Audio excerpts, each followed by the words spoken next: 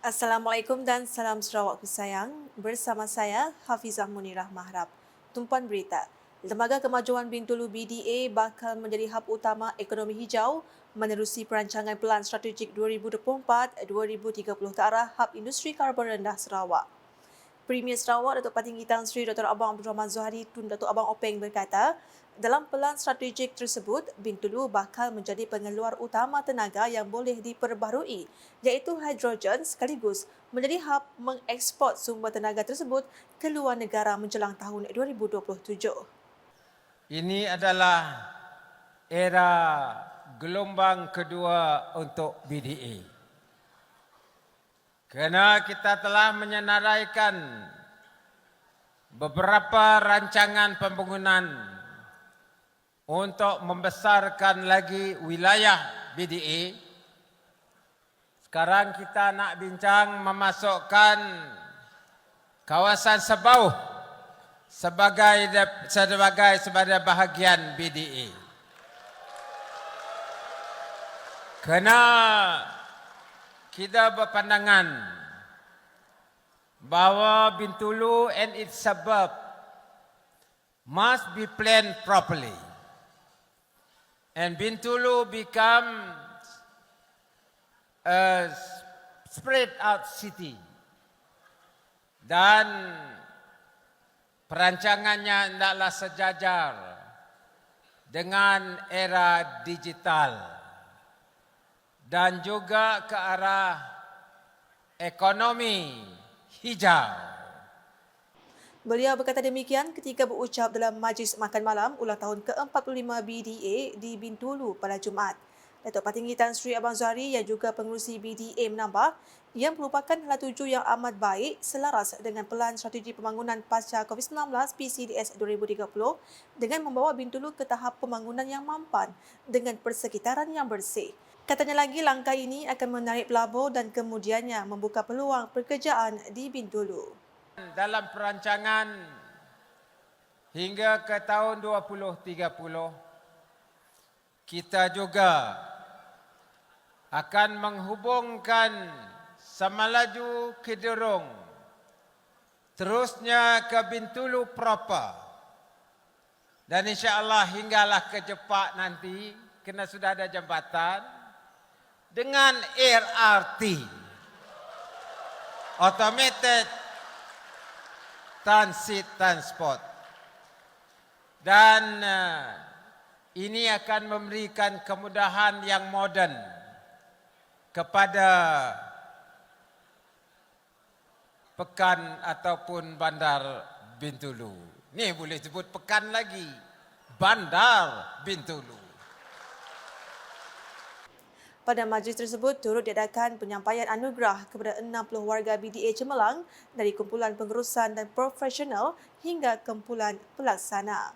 Selain itu, Premier Sarawak turut mengumumkan pemberian bonus sebanyak 1,5 bulan gaji kepada kaki tangan BDA bagi menghargai sumbangan jasa setiap warga kerjayanya.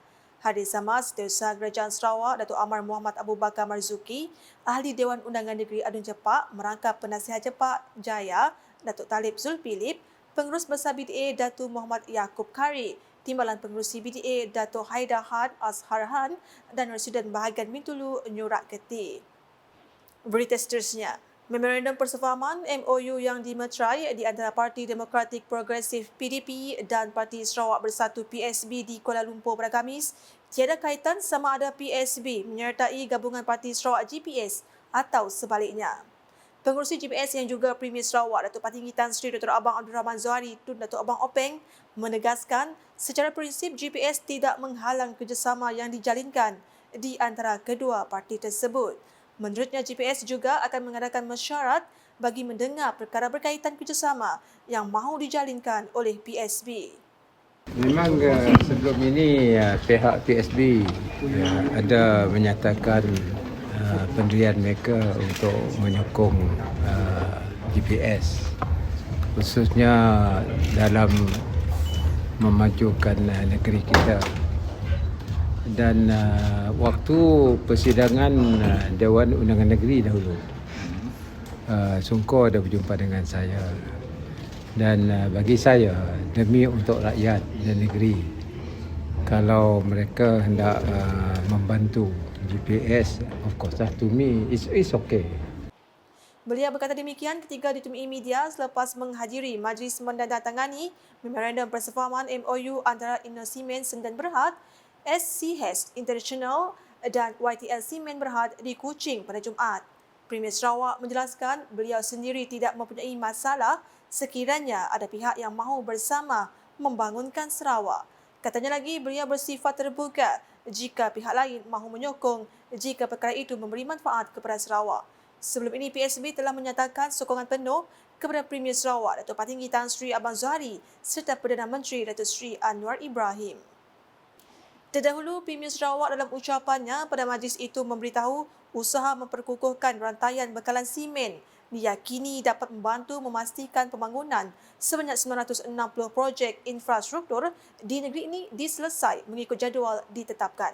Katanya menerusi pemerkasaan rantaian itu, projek-projek dapat disiapkan sekaligus memberi impak positif kepada peningkatan taraf hidup dan ekonomi Sarawak. Dalam hal ini, beliau menjelaskan Indosimen Sdn Bhd, sebuah syarikat usaha sama antara Perbadanan Pembangunan Ekonomi Sarawak SEDC dan Lembaga Pembangunan Bintulu BDA yang ditubuhkan pada Februari 2023 telah memilih untuk bekerjasama dengan pemain terbesar dalam industri simen di rantau ini yang telah bertapak dalam pasaran. I hope that with this collaboration, we can meet the need of cement in the process of development in Sarawak. Of course, we have the PCDS up to 2030, but I can anticipate that the construction industry will go beyond 2030. After our completion of this coastal road, Borneo Highway, we have to improve our spur road that will connect our rural areas to the main trunk roads, both sides, the Borneo Highway Road, as well as the coastal road. That will open up our land, and agriculture will come in, and the other industries will come in. The road and utility have to be developed together. And utility also include internet connectivity. And this has to be linked to international network. With that, Sarawak become a global player. MOU itu telah disempurnakan oleh Pengerusi Indosimen Sdn Bhd, Datuk Dr. Muhammad Abdullah Zaidil dan Ketua Pegawai Eksekutif Indosimen Sdn Bhd, Suhadi Sulaiman bersama Pengarah Eksekutif YTL Power International Berhad, Datuk Sri Michael Yoh Sok Siong serta Pengarah Urusan SCG International Abhijit Data. Premier Sarawak menambah langkah tersebut juga bertujuan untuk memastikan bekalan simen di seluruh negeri sentiasa mencukupi. Ujar beliau dengan akses yang tepat pada masanya dan kos yang berpatutan ia seterusnya memberi manfaat kepada Indosimen Sdn Bhd untuk memastikan kelestarian bekalan simen lantas membangunkan industri simen Sarawak. Turut hadir ialah Timbalan Premier Sarawak merangkap Menteri Infrastruktur dan Pembangunan Pelabuhan Sarawak Datuk Ahmad The Great Ugah Embas, Timbalan Menteri Perdagangan Antarabangsa dan Pelaburan Sarawak Datuk Dr. Malcolm Musim Lamu, Eksekutif VR Siam Cement Public Company Limited Tan Masa Setandom, Pengerusi SEDC Tan Sri Datuk Amar Dr. Abdul Aziz Datuk Hussein dan div-div kenamaan yang lain. Untuk rekod, SCG International ialah anak syarikat konglomerat terkemuka Thailand, SCG, yang diiktiraf sebagai rakan rangkaian bekalan antarabangsa yang dipercayai. Manakala YTL Semen Berhad, syarikat bahan bangunan Malaysia yang terlibat dalam perniagaan produk simen dan konkrit campuran siap merupakan syarikat konkrit campuran siap terbesar dan memiliki sebanyak 500 pengadun serta beroperasi di Singapura dan China. Dalam program berasingan, Datuk Patinggi Tan Sri Abang Zohari berkata pengiktirafan status negeri berpendapatan tinggi daripada Bank Dunia seharusnya menjadi penyuntik semangat kepada semua pihak agar terus memacu kemajuan Sarawak. Tegas beliau, rakyat negeri ini tidak seharusnya leka dan terus berusaha memajukan negeri ini. Beliau berkata demikian dalam teks ucapannya yang dibacakan oleh Timbalan Menteri Kesihatan Awam, Perumahan dan Kerajaan Tempatan Sarawak Michael Tiang Mingti semasa majlis perasmian Expo Hartanah Persatuan Pemaju Perumahan dan Hartanah Sarawak Syeda di Kuching pada Jumaat. Doing nothing is never an option for Sarawak. This is our home. We have to determine our own destiny. We are at a point in Sarawakian history where we can choose to contribute by berganding bahu or segulai sejalai.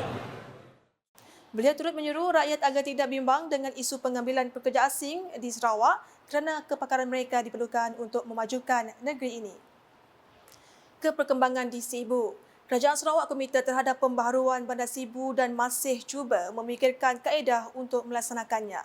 Timbalan Premier Sarawak Datuk Seri Profesor Dr. Sim Kuhian berkata, Sibu adalah sebuah bandar yang diberkati kerana ia terletak secara geografi di pertemuan Sungai Rajang dan Igan. Jelasnya, Sibu menyediakan hub penting terdiri daripada pusat ekonomi, kebudayaan dan pendidikan ekonomi bagi wilayah Tengah Sarawak. I always tell the Premier we should include the waterfront. The waterfront should be part of Sibu urban renewal. And why is that important? Because Sibu is important hubs for the economic, cultural and education center for the central region of Sarawak. And all these, right, all these regional is important to in line with the rest of Sarawak, which is bring all the people together irrespective of race and religions. Beliau berkata demikian ketika berucap dalam majlis perasmian Borneo Cultural Festival BCF di dataran Tun Tuanku Bujang, Sibu pada Jumaat. Dalam hal itu, beliau yang juga Menteri Kesihatan Awam, Perumahan dan Kerajaan Tempatan Sarawak menyatakan kementeriannya telah memperkenalkan matlamat pembangunan mampan kepada semua PBT di Sarawak. And we hope that with more initiatives to the community in line with the cultural vision toward a livable and sustainable city by 2031, and hopefully the council can pursue policies and practices that encourage sustainable consumptions and production through built environment education awareness. Besides that, ministry is also facilitating all the councils in order to educate communities on more sustainable consumption patterns of food, water, minimizing waste, recycling programs and organic compost. Selanjutnya, warga sedidik diseru sentiasa bekerjasama dalam melaksanakan tanggungjawab yang telah diamanahkan. Justru Menteri Pembangunan Wanita, Kanak-kanak dan Kesejahteraan Komuniti Sarawak, Datuk Seri Fatimah Abdullah menyeru semua warga sedidik mengamalkan semangat kerja berpasukan dalam melaksanakan peranan masing-masing. Beliau berkata demikian dalam teks ucapan dibacakan oleh Timbalan Menteri Pembangunan Wanita, Kanak-kanak dan Kesejahteraan Komuniti Sarawak, Datuk Rozi Yunus pada majlis perasmian kursus Induksi Sedidik tahun 2023 di Pusat Konvensyen dan Hotel Raya di Kuching pada Jumaat. Calling upon semua kaki tangan sedidik untuk sentiasa mengamalkan kerja berpasukan teamwork dalam melaksanakan peranan dan tanggungjawab yang telah diamanahkan bagi mencapai visi dan misi sedidik. Kecemerlangan sesebuah organisasi banyak bergantung kepada kita. Dan daripada kita itu memang ialah prestasi, kualiti kerja dan produktiviti kerja yang tinggi dan mempunyai nilai-nilai murni yang patut dimiliki oleh setiap ahli dalam organisasi tersebut.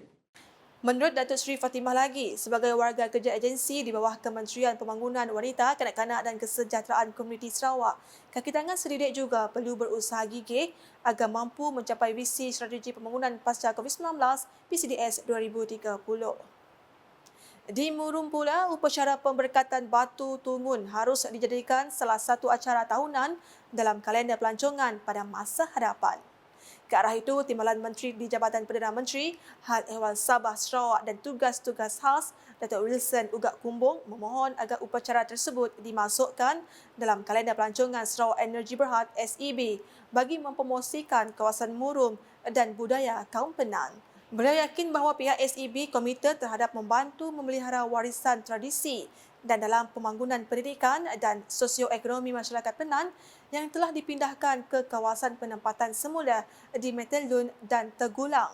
Beliau berkata demikian semasa berucap pada upacara pemberkatan Batu Tungun 2023 di Empangan Murum pada Khamis. Katanya kaum Penan telah menyerahkan segala usaha dan kerjasama kepada pihak SEB demi pembinaan dan penjenaan ekonomi negeri dan negara melalui hasil daripada Empangan Hidroelektrik Murum. Bagi melengkapkan dan menyokong acara berkenaan pada masa hadapan, Datuk Wilson juga memohon supaya sebuah Dewan Serbaguna serta kemudahan asas dibina di tempat itu. Ujarnya ini supaya masyarakat Penan yang datang dari jauh dan juga para pelancong ada tempat yang selesa apabila hadir ke program seperti ini pada masa akan datang. Sekian edisi Tengah Hari bersama saya, Hafizah Munirah. Berita lebih lanjut boleh didapati di semua platform media sosial UKAS termasuk portal ukas.sarawak.gov.my dan UKAS channel di YouTube. Mengakhiri buletin Tengah Hari dengan klip serotan Majlis Makan Malam ulang tahun ke-45 BDA di Bintulu pada Jumaat. #menyebar fakta, salam UKAS.